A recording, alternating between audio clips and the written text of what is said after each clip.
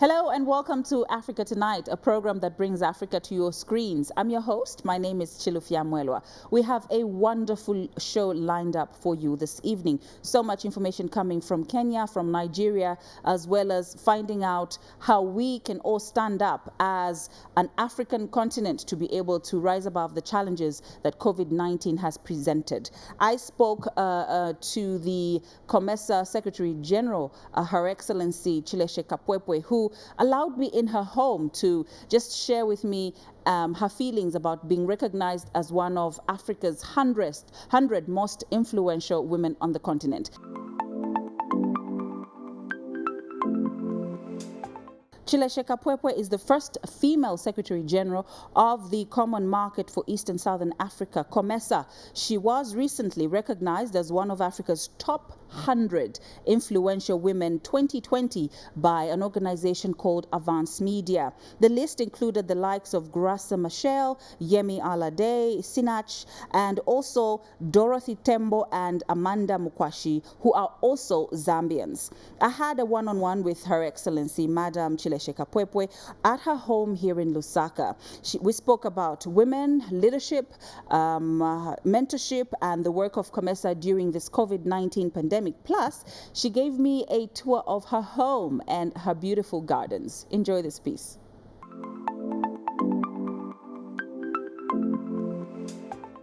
Hi, how are you? Welcome to Africa Tonight. I'm fine, thank you, Chileshe. Nice to be here. It's so good to have you. I've been wanting to have you on the show for a very long time. I'm here. So this opportunity of you being recognized as one of Africa's top females, leaders, women to look up to, is an opportunity for me. So congratulations on that as well. Thank you very much. Thank you. I mean, how did that make you feel, though? I think humbled would be the first sort of initial reaction, because there's so many women in Africa who are excelling. So to be recognized, and among such a cadre of women that I've seen who are also doing so well in their own field, it was really special.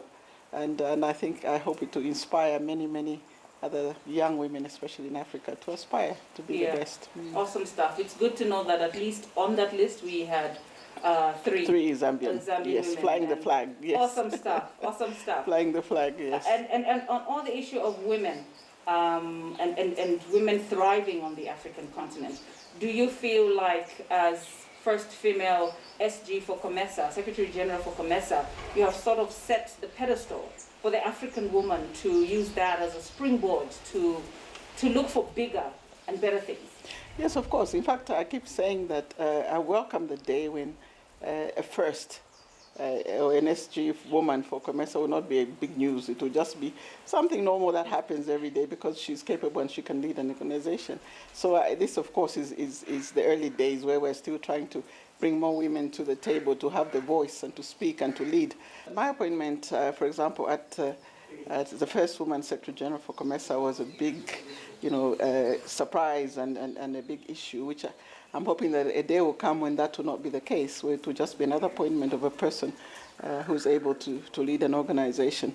So, of course, it opens up for other women to come through, because then it's not such an issue. It should become normal for women to be able to be given those opportunities, and not because they're just being given as token women, but because they are qualified, capable, and are ready to take on those positions. Right. For you, what do you think, or what would you point at as something that set you apart, your experience in the past that brought you to this point in your life to become the Secretary General of COMESA? I tell this even as I speak to younger women, and I tell them it's nothing, there's no magic in it. It's consistency, it's being, you have the integrity, you're dedicated, you do your job. And I'm telling you, people will notice, and you will get the results. So it's a matter of not wanting to go in because it's a favor, or you want to show that a woman can do this, but because you are the most capable person to do the job. For example, I give the example of the SG of COMESA. It was open to all the member states, which were 19 at that time. So it was open competition. And it dwindled down to 5 people, and we went in and we interviewed, and the best candidate happened to be a woman. So it shouldn't be about a woman being given a chance. should be about the experience that I've had in the past, the positions I've served in at continental level, at international level, which gave me the experience and the expertise to be able to do this job. All right. When you look at Africa and women in leadership, do you feel like we are moving at not almost the same pace, but we are making strides in allowing a lot more women take a place or have a place at the decision-making table? Yes, I think if you just look at what you referred to, the 100 women that they had recognized, that's a lot of African women in influential positions making a difference. I think we are, and I'll give you an example. When I was a member of the board of the International Monetary Fund, I was the only woman on the board of 24, and the only woman was an African woman. So that was quite a big achievement to show that Africa can have opportunity for women to serve at that level. So yes, we may not have done well in other areas, but I think we are making great strides. But more, of course, can be done. All right. Let's talk about leadership. And when people say leaders are made or leaders are born, what for you explains who a leader is? Who is a leader to you? First of all, a leader is someone who, in leading, first of all, must come to realize that they're only be able to lead because there are other people. So they're not the most important person. They are just playing a role to bring people together, to give direction and guidance. So if you start off by feeling very important because you're the leader, I think that's where, for me, we part company. Because I think you should have that feeling of, I'm just another person who happens to be, maybe have the skills to bring people together, to get consensus, to influence the way forward, to be impartial, to be fair, to be just. And I think if you have those characteristics and you're consistent, you find that you'll emerge, from a group of people, whether it's from a class and you become the prefect or whether it's a larger setting. But I think it starts also from a long time before today. I tell the girls when I talk to them that consistency is also important. You can't just wake up today and out of the blue you're recognized. So it's consistent. You need to do your bit. Right. And in that light, I know that mentorship forms a very important and big role, big part of African society. We've been mentored from home by our aunties, our grandmoms, our sisters. How important is mentorship for the young lady in order for them to achieve their dreams? Mentorship, yeah. First of all, I think we learn more from seeing what somebody's doing. Okay. Than just listening to what they're saying. So mentorship comes with how did you get to, for example, how did you get to, you must have done something to get to where you are. That's already a lesson in itself that you can use to mentor other people. I've always been a very great fan of mentoring. When I had more time, I used to mentor 3 young ladies once a month. We'd have lunch with them individually. But then they also got very busy. I got very busy. So we maybe now with online, we might get back to mentoring. But that was like 5, 6 years ago. Mm-hmm. And these were young middle managers who are now ascended to the top of the organization. A couple of them have anyway. But it's just to have that deliberate time that you set aside as somebody who can pass on information and guide and just maybe a listening ear. So that they feel, so I'm not the only one this is happening to. I've also had leadership challenges when I was younger. I need it. And for women, because when you lead, you find that you don't have too many peers, whereas for the men, it's so easy to network, and they have so many peers doing the same thing. For us, we really have to strike out and look for those young ladies and mentor them. And I have a current young lady that I'm mentoring who just sorts me out until I agreed.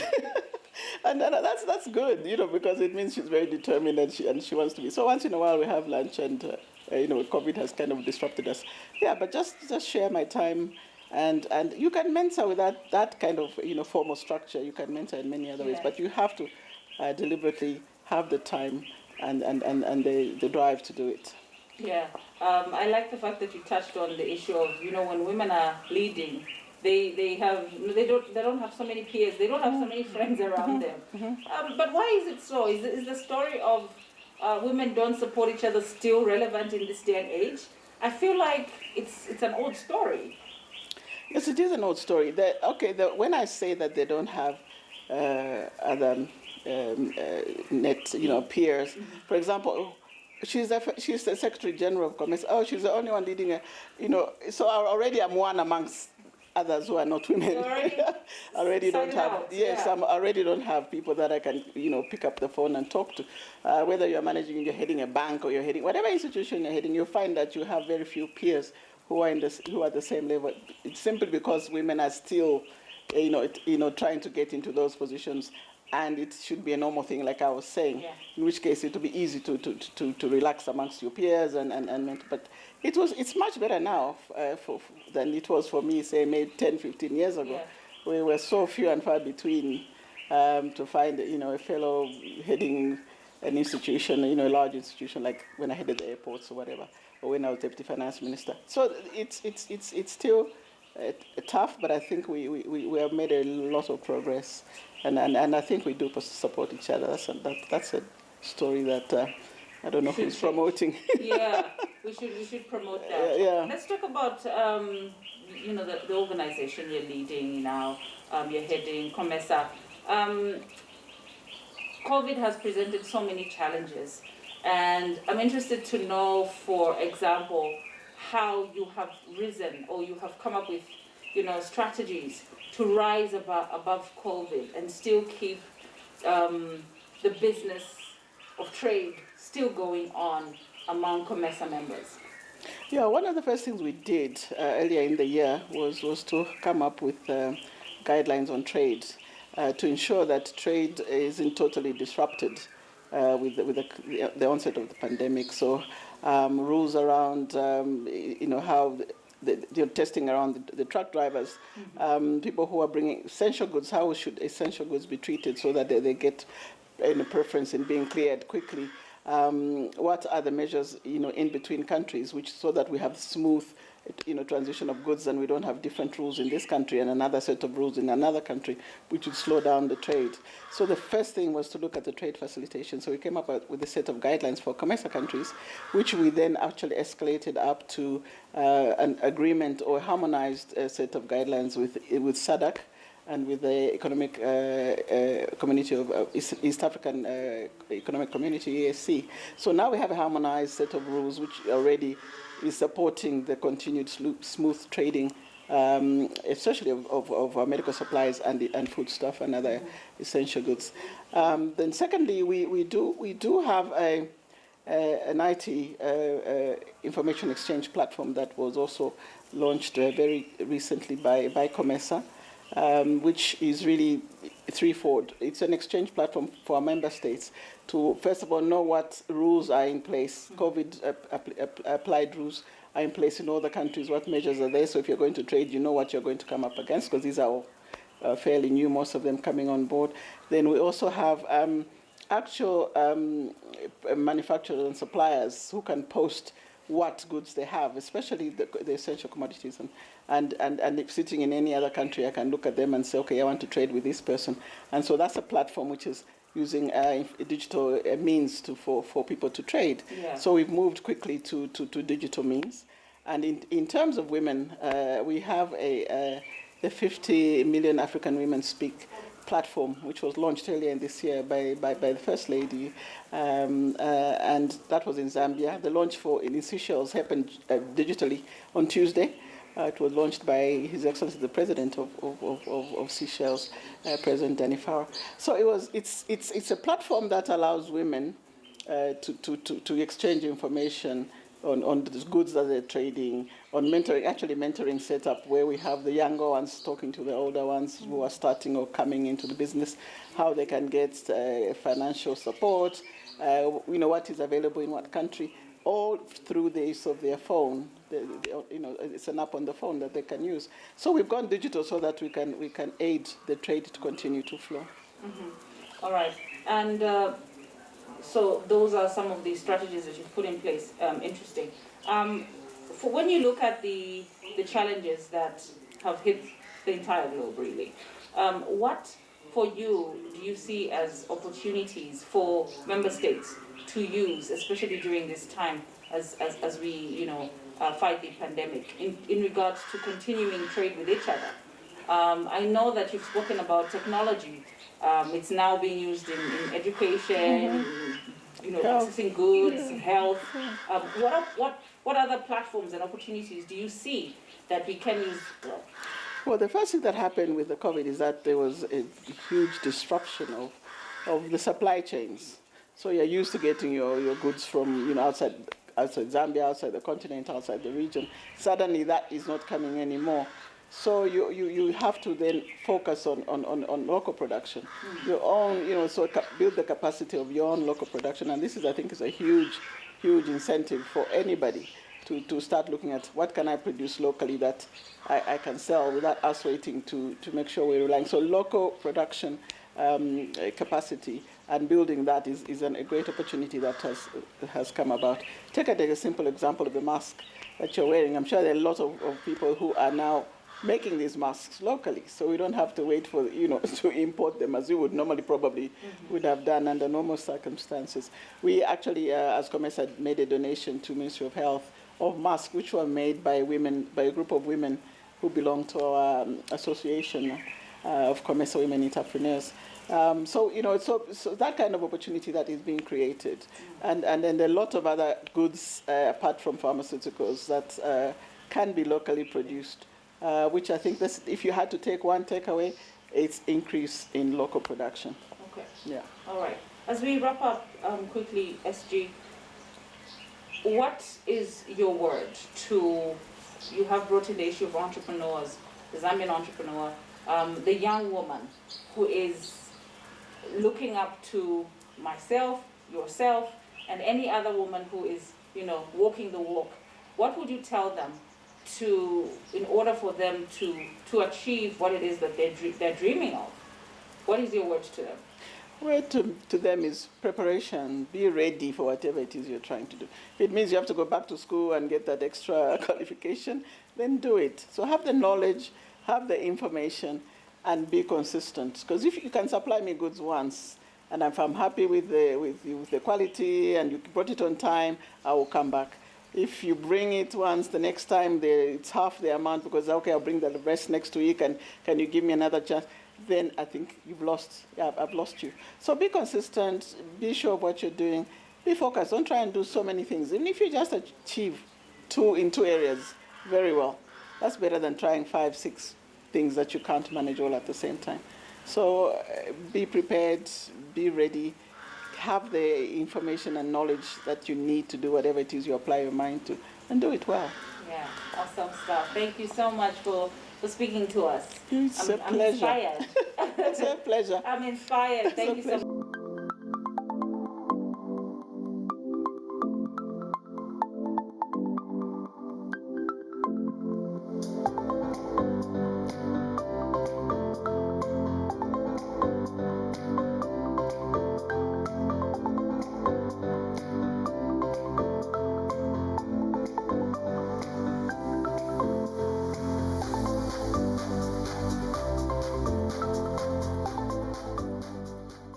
That's right. COMESA using technology to fight and just be able to rise above the challenges of COVID-19. Wonderful story. And all the women in Zambia, when we say we don't have role models, we have quite a lot. And it's a beautiful congratulations to Her Excellency, the Secretary General of COMESA, Madam Chileshe Kapwepwe, on that recognition.